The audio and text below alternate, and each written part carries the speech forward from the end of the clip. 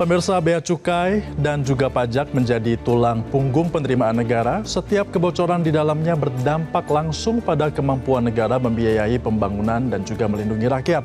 Di tengah target penerimaan pajak yang kian tinggi, rencana Menteri Keuangan Purbaya Yudi Sadewa melakukan bersih-bersih di lingkungan fiskal mengundang harapan sekaligus ujian serius.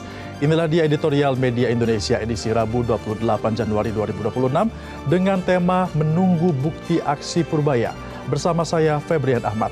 Anda juga bisa berpartisipasi dan berinteraksi melalui telepon interaktif di nomor 021 583 99100. Dan pagi ini telah bergabung bersama saya anggota Dewan Redaksi Media Group, Indra Maulana. Selamat pagi Mas Indra.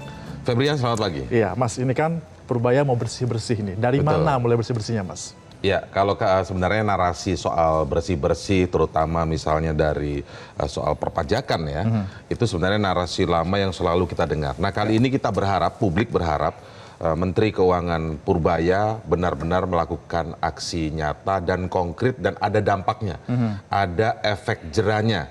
Nah, maksudnya efek jerah itu apa? Sehingga kebocoran-kebocoran, baik yang melibatkan oknum-oknum pajak, melibatkan pihak swasta atau wajib pajak, itu tidak terjadi lagi. Kenapa demikian? Karena soal kebocoran di sektor pajak ini cukup membuat goyang rencana-rencana pembangunan negeri ini. Kenapa demikian? Karena kalau kita lihat dari APBN begitu ya, sumber penerimaan negara itu kan ada tiga fondasinya, yaitu pajak, terus kemudian penerimaan negara bukan pajak dari pengelolaan sumber daya alam, dan juga hibah. Nah, kalau kita lihat persentasenya, penerimaan pajak itu nggak main-main. Menjadi penerimaan negara dari pajak itu nggak main-main. 90% loh, bahkan ada 95% tahun 2025 itu menargetkan sampai 95% begitu. Tetapi kemudian faktanya kan ada shortfall, kekurangan 271 triliun penerimaan, hanya 1.000 yang tercapai hanya 1.917 triliun untuk 2025. Sementara kalau kita lihat 2026 tahun ini gitu, targetnya adalah 2.357 triliun, naik 22,9% dari penerimaan sebelumnya. Betul. Dari realisasi penerimaan tahun sebelumnya yang 1.917 triliun itu. Ini kan nggak main-main, yang tahun lalu aja shortfall alias mengalami kekurangan begitu, tidak sesuai target. Nah, tahun ini 2026 dinaikkan. Dinaikannya juga nggak tanggung-tanggung 22 sekian persen.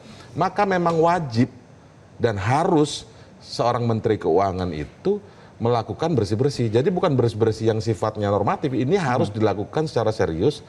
Karena apa? Karena penerimaan pajaknya targetnya luar biasa tinggi. Dengan adanya bersih-bersih itu aja, ancaman shortfall atau tidak sesuai target itu, penerimaan pajak itu, masih ada elemen lainnya. Elemen lain misalnya soal pertumbuhan ekonomi, inflasi. Apalagi kalau ada bocornya. Nah, ini yang harus segera dilakukan dan ini PR besar. Sekali lagi publik menunggu hasil nyata, tidak hanya aksi nyata ya, tapi hasil nyata. Karena aksi nyata kan sudah dilakukan ini, pencopotan-pencopotan ini. Betul. Nah, tapi hasil nyata dari seorang Menteri Keuangan Purbaya. Maka itu memang kita tunggu dan juga kita nantikan pemirsa. Kita simak menunggu bukti aksi Purbaya berikut ini ulasannya untuk Anda.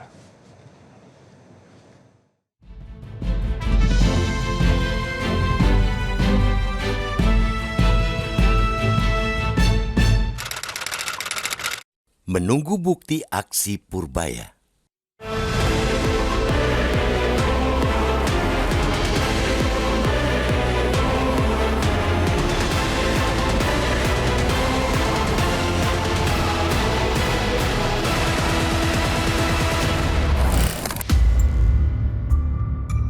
Bea cukai dan pajak merupakan tulang punggung penerimaan negara.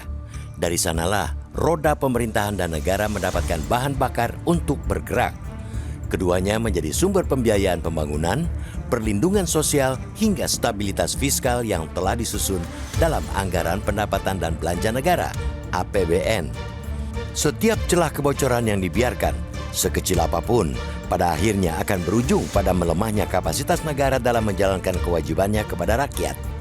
Karena itu, rencana Menteri Keuangan Purbaya Yudi Sadewa untuk melakukan langkah bersih-bersih di lingkungan Direktorat Jenderal Bea dan Cukai serta Direktorat Jenderal Pajak patut diapresiasi. Negara tidak boleh kalah oleh kelalaian, apalagi oleh praktek menyimpang di tubuh institusi yang bertanggung jawab atas penerimaan negara itu. Langkah tegas tersebut juga relevan di tengah tantangan ekonomi yang kian kompleks. Tekanan global, ketidakpastian perdagangan, hingga kebutuhan pembiayaan dalam negeri menuntut penerimaan negara yang kuat dan kredibel.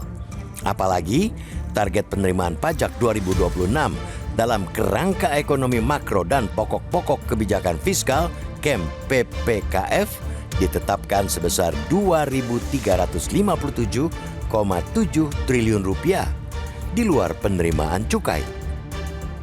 Target tersebut naik 22,9% jika dibandingkan dengan realisasi penerimaan pajak 2025 sehingga memerlukan upaya ekstra dan strategi yang lebih presisi. Pembenahan internal setidaknya akan membenahi kebocoran meskipun ancaman shortfall penerimaan pajak masih bisa datang dari faktor pertumbuhan ekonomi dan inflasi. Selama ini, rasanya ada yang salah dengan sistem pengawasan dan budaya organisasi. Digitalisasi yang dijalankan selama ini terbukti belum cukup untuk mengalahkan mentalitas aparatur yang korup. Purbaya juga perlu diingatkan bahwa ancaman saja tidak cukup. Reformasi birokrasi di sektor fiskal terlalu sering berhenti pada pernyataan keras tanpa eksekusi yang konsisten. Jika langkah bersih-bersih ini hanya menjadi narasi, maka efek jera yang diharapkan tak akan pernah tercapai. Justru yang tumbuh adalah sikap permisif baru bahwa ancaman bisa dinegosiasikan dan pelanggaran bisa ditoleransi. Karena itu, realisasi menjadi kunci. Pemeriksaan internal harus dilakukan secara menyeluruh dan berani menyentuh posisi strategis, bukan hanya pegawai lapis bawah. Pejabat yang terbukti membuka celah kebocoran penerimaan negara harus dicopot tanpa ragu, disertai mekanisme penegakan hukum yang transparan. Tanpa itu, pesan ketegasan akan kehilangan makna. Wajib pajak dan pelaku usaha membutuhkan kepastian bahwa setiap rupiah yang mereka setorkan ke negara dikelola oleh sistem yang bersih dan adil. Ketika aparat di garda depan fiskal justru dipersepsikan bermasalah, kepatuhan akan melemah dan legitimasi negara ikut tergerus. Pada akhirnya, rakyat tidak menuntut retorika. Yang dibutuhkan adalah keberanian untuk mengeksekusi ancaman menjadi tindakan nyata. Sebaliknya, jika kembali berhenti di wacana, maka yang bocor bukan hanya penerimaan, melainkan juga kepercayaan rakyat terhadap negara.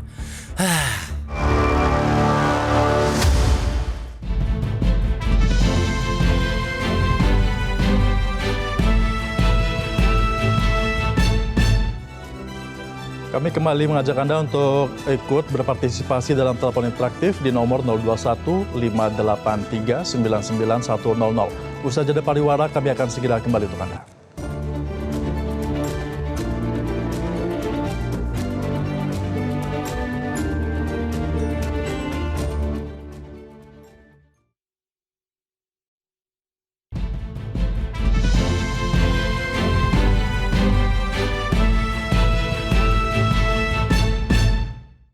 Terima kasih Anda masih bersama kami dalam editorial Media Indonesia. Pemirsa, kita masih akan membahas berkaitan dengan aksi yang kita tunggu dari Menteri Keuangan kita Purbaya. Nah, untuk dapat mengomentari ini sudah bergabung bersama kami ada Ibu Ong Mehwa dari Pejaten, Jakarta Selatan. Selamat pagi Ibu Ong, silakan. Selamat pagi Mas Niko. Selamat pagi Mas Indra. Assalamualaikum warahmatullahi wabarakatuh. Waalaikumsalam. Iya. Gebrakan Menteri Keuangan bagus supaya pajak itu diterima negara. Pajak adalah penerimaan negara untuk membayar karyawan, untuk juga untuk biaya kebiayaan untuk negara menyantunin semua kebutuhan. Tetapi manipulasi pajak ini sering dimainkan Bang Indra, Mas Niko. Jadi pajak ini selalu diutik-utik. Bagaimana perusahaan lalu menurunkan target. Nah, memperkaya diri, sekarang saatnya Menteri Purbaya untuk membersihkan agar penerimaan negara itu bisa dicapai, tidak negara yang rugi, apalagi dengan bea cukai. Kita kan tahu bagaimana bea cukai itu, karyawannya sampai pada pejabatnya itu pada kaya-kaya semuanya. Karena ya ini pengawasannya ini lalai, tidak langsung diatasi atau diawasi. Makanya agar undang-undang dimiskinkan dan dirampaskan haknya itu segera diundangkan. Mereka akan takut, Bang Indra, Mas Niko. Itu aja. Assalamualaikum warahmatullahi wabarakatuh. Waalaikumsalam. Terima kasih Ibu Ong. Ibu Ong ini menyoroti soal adanya manipulasi dari perpajakan, Betul, Mas ya. Indra. Memang beberapa tahun juga ada beberapa kasus yang pajak ini diakal-akali seperti itu ya. Nah, dari manipulasi ini kan pasti akan menyebabkan kebocoran. Nah, seberapa serius sebenarnya persoalan ini di negeri ini, Mas? Tentu sangat serius. Tadi kita sudah bahas bahwa penerimaan negara paling besar adalah pajak. Bahkan hampir dominan ya dari pajak 90% begitu. Kalau kita lihat dari APBN kita begitu. Tapi kadang-kadang juga penerimaannya tidak sesuai target. Itu yang kemudian membuat juga persoalan tersendiri. Sementara di sisi lain, negara ini tadi Bu Ong kan menyinggung bahwa pajak ini kan pendapatan negara atau penerimaan negara untuk dilakukan apa nih?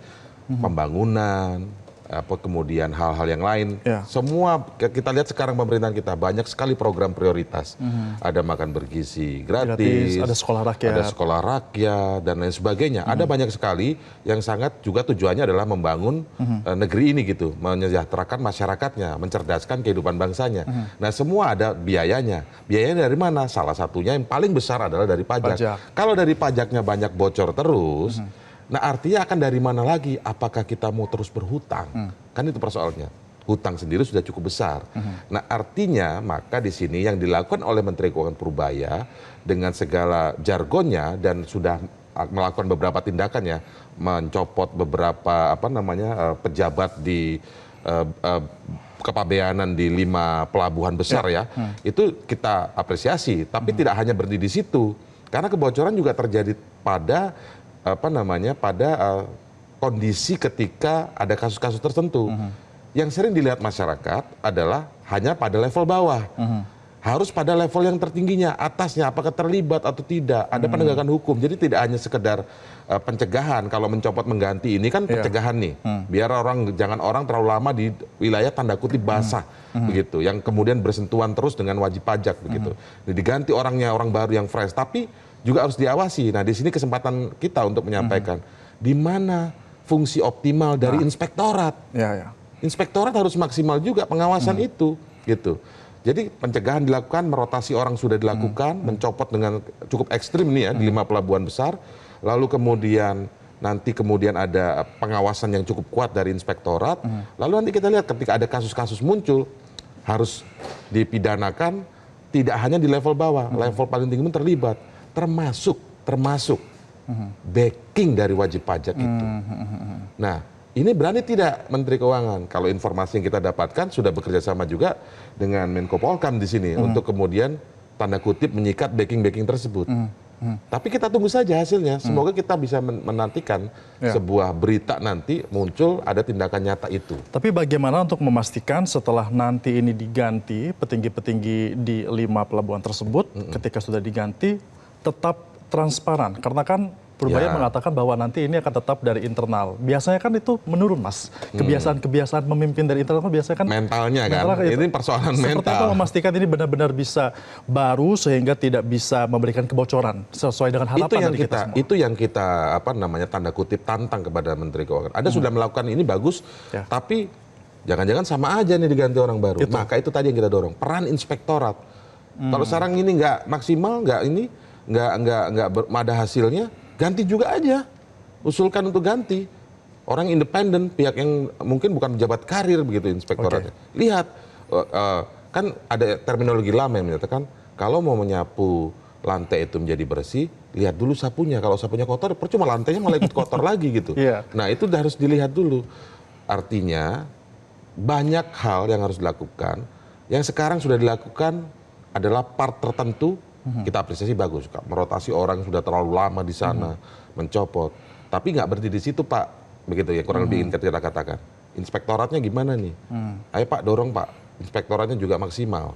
Begitu, seperti tanda kutip kalau di luar kan penegakan hukum. Kalau ada kasus-kasus tertentu, langsung dieksekusi untuk dipidanakan. Dan jangan hanya pejabat di bawahnya. Jangan ada transaksi-transaksi dalam tanda kutip untuk mengakomodir begitu ya.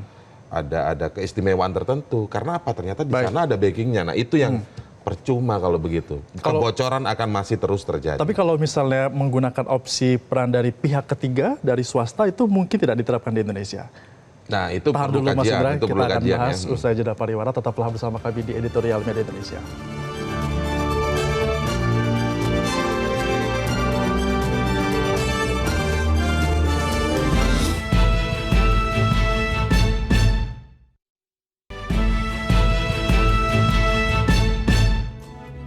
Anda masih bersama kami dalam Editorial Media Indonesia. Sebenarnya Mas Indra, bukan ancaman ya, tapi peringatan dari Menteri Purbaya ini kan bertahap ya. Anda bisa perbaiki atau tidak. Nanti saya ganti, atau kalau misalnya setelah diganti masih belum bisa diperbaiki, maka ada opsi untuk menggunakan dari pihak ketiga untuk mengawasi bagaimana penerima pajak kita ini bisa maksimal dan juga tidak bocor. Nah, Anda melihatnya seperti apa, redaksi? Ya, sebenarnya dalam tahap yang kebocoran dari sisi pajak dan sering kita mendengar berita tentang penyelewengan pajak, bahkan kemudian ada penyalahgunaan kewenangan untuk mengakali soal pajak, baik dari pejabat, oknum pejabat pajaknya, ataupun dari pihak swasta atau wajib pajaknya, yang sudah terus berulang. Menurut saya, wajar saja kalau Menteri Keuangan itu mengeluarkan yang namanya ancaman. Ancam aja memang. Memang baiknya mengancam saja seperti itu? Ancam saja, memang itu sebuah tindakan pidana juga, ya kan? Kan kalau dalam pidana kan namanya ancaman hukuman, bukan peringatan hukuman kan? Ya, betul. Ancaman, diancam supaya orang tidak melanggar. Baik. Nah, ancam saja, karena ini sudah terjadi, apalagi terkait pajak. Sementara pajak itu kita sudah berulang sebutkan bahwa ini penerimaan negara yang paling besar, paling dominan begitu. Jadi jangan sampai ada kebocoran-kebocoran. Target yang sudah ditetapkan saja, dan kemudian dilakukan dengan secara disiplin, tidak ada kebocoran saja, itu masih bisa mengalami ancaman shortfall, tidak terpenuhi target. Karena apa? Karena faktor pertumbuhan ekonomi, faktor-faktor yang memang sifatnya ada unsur ekonomi begitu loh. Apalagi kalau ada yang nakal-nakal begitu, bocor, lebih nggak tercapai lagi. Nah, inilah yang kemudian kita tunggu kepada Menteri Keuangan untuk bisa, yang kali ini Menteri Keuangan kali ini bisa dengan tegas. Kalau dia bilang koboi dalam hal-hal baik ya, yang demi negara, demi penerimaan negara ini tercapai. Karena penerimaan negara bagus, kita harapkan selanjutnya kemudian target-target pembangunan ya, untuk kesejahteraan masyarakat kita, untuk pendidikan masyarakat kita semuanya dalam bernegara ini bisa terlaksana juga dengan baik. Belum lagi kita bicara nanti, misalnya ini kan baru bicara bagaimana target penerimaan negara ini nggak bocor kan gitu. Belum lagi kita bicara nanti penerimaan negara ini buat pembangunan negaranya, bangunan masyarakatnya, sehingga orang bisa merasa every cent worth gitu loh. Setiap rupiah yang dikeluarkan itu memang bermakna. Febrian mengeluarkan pajak itu memang untuk pembangunan negeri ini gitu. Sehingga seharusnya memang yang paling merasakan tuh rakyat kan, Mas Indra. Nah itu belum kita bahas yang soal itunya begitu kan. Ini baru kita bagaimana tidak bocor. Sementara kalau masih banyak bocor-bocor ini kan sedih juga kita. Maka dari kali ini kita tetap mengapresiasi Menteri Keuangan Purbaya. Di sisi lain juga Pak jangan berhenti di situ aja Pak. Ada peran inspektorat yang harus dikuatkan. Karena apa? Ketika ancaman sudah dikeluarkan, ternyata ada yang melanggar dan yang mengancam hanya diam saja, itu justru efeknya blundernya 2 kali lipat. Udah ngancam-ngancam, tapi ternyata aku nggak diapa-apain nih. Berarti ancaman kosong kan begitu. Artinya kalau disebutkan di editorial, ketika ancaman tidak menjadi tindakan nyata, maka dan itu berhenti di wacana, maka yang bocor bukan hanya penerimaan negara, tapi bocor kepercayaan masyarakat terhadap negara. Ini yang kita tidak ingin terjadi. Artinya ancaman sudah dilakukan, maka kejar Pak. Jangan berhenti, jangan normatif, jangan kemudian biarkan. Kalau ada backing, sikat backingnya, Pak Purbaya juga sudah bekerja sama dengan Menko Polkam gitu informasinya, maka kita nantikan hasilnya. Oke, baik. Artinya memang ini diharapkan apa yang menjadi ancaman bukan hanya sekedar ancaman, Mas Indra, Iya. tapi ini bisa menjadi sebuah realisasi sehingga penerimaan pajak kita yang meningkat di tahun 2026 ini juga bisa semakin terserap dan bermanfaat untuk masyarakat, terutama untuk program-program presiden yang memang sedang dicanangkan saat ini, Mas Indra. Betul. Baik. Dan pemirsa, pada akhirnya memang yang ditunggu publik bukanlah narasi ataupun ancaman, melainkan aksi nyata dan juga konsisten dalam memutus praktik menyimpang di sektor penerimaan negara. Jika langkah bersih-bersih ini gagal diwujudkan, yang hilang ini bukan hanya potensi pajak, tapi juga kepercayaan rakyat terhadap negara. Demikianlah editorial Media Indonesia untuk edisi kali ini. Saya Febrian Ahmad pamit, terima kasih dan sampai jumpa.